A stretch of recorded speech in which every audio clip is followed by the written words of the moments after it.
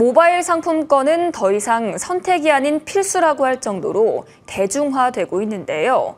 사용량이 늘면서 소비자와 가맹점의 불만이 커지고 있는 것으로 나타났습니다. 짧은 유효기간과 지나치게 높은 수수료율 등 이유는 다양했었는데요. 대책 마련에 나서야 할 공정거래위원회는 실상 파악조차 못하는 모습입니다.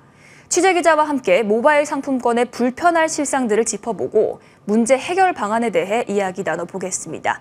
이원호 기자 나왔습니다. 어서 오세요. 코로나19를 기점으로 모바일 상품권 사용량이 늘면서 소비자들의 불만이 커져가고 있다고요. 네, 저희가 직접 정보 공개 청구를 통해서 자료를 분석을 해봤는데요. 모바일 상품권을 이용하면서 불편을 겪고 한국소비자원에 피해 구제 신청을 한 건수, 코로나 전후로 80% 늘어서 현재 연평균 300건대에 이르고 있습니다. 유형별로는 유효기간 경과로 인한 피해 구제 신청이 전체 65%로 가장 많았습니다. 매장에서 상품으로 바로 교환할 수 있는 물품형 상품권의 유효기간이 1년 미만으로 짧은 경우가 대다수인 영향입니다. 보통 모바일 상품권은 커피나 치킨, 빵 같은 것들을 주로 주고받는데요.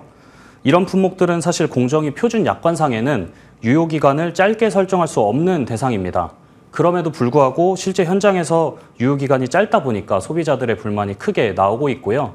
또 브랜드마다 또는 유통 채널마다 사용 규정이 굉장히 제각기 다릅니다. 그러다 보니까 예를 들어서 소비자가 상품권을 받았을 때는 케이크 가격이 2만 원이었던 것이 가격이 인상돼서 현재는 2만 5천 원이 됐다. 이랬을 때 어떤 브랜드에서는 차익을 지불하지 않고도 상품을 가져갈 수 있고 어디에서는 무조건 소비자가 차익을 내야만 상품을 가져갈 수 있는 이런 일들이 벌어지고 있습니다. 예, 그렇군요. 이 소비자뿐이 아니라 프랜차이즈 가맹점주들도 불만을 토로하고 있다고요. 네, 이 가맹점주라는 표현이 프랜차이즈 카페나 치킨집을 운영하시는 사장님들을 뜻하는 말입니다. 대부분이 소상공인에 속한다고 볼 수 있겠는데요.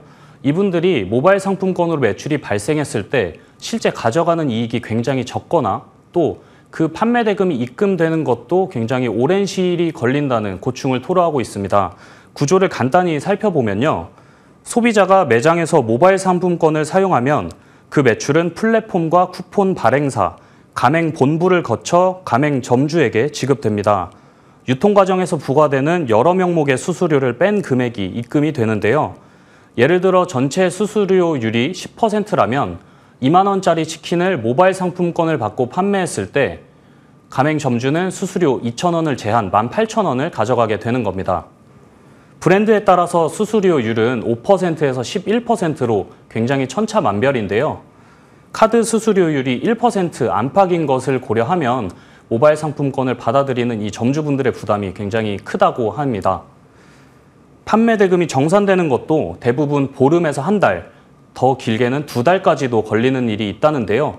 이러한 이유 때문에 조금 모바일 상품권이 소상공인들의 현금 흐름을 저해하는 것이 아니냐 이런 지적이 나오고 있는 상황입니다. 예, 지금 보면 소비자 그리고 또 쿠폰을 받는 소상공인 모두가 힘들어하고 있는 상황인데 어떤 해결책들이 논의되고 있을까요?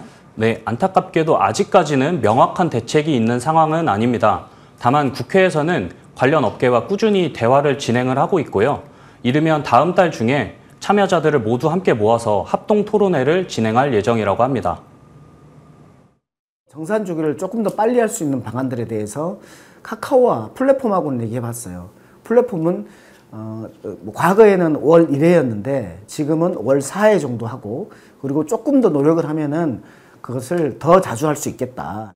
가맹점주한테 올 때까지의 기간이 문제인데 이 부분은 이제 쿠폰 발행사하고 브랜드사, 즉 본사 여기를 조금 만나서 또 의논을 좀 해봐야 되겠다라는 생각이 듭니다.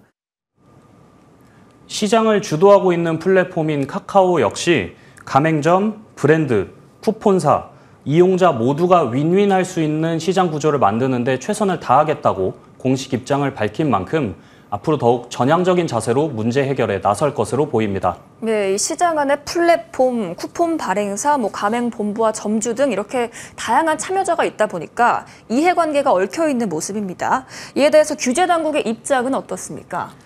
예, 제가 사실 취재를 하면서 가장 아쉬웠던 부분은 공정거래위원회의 인식이었습니다.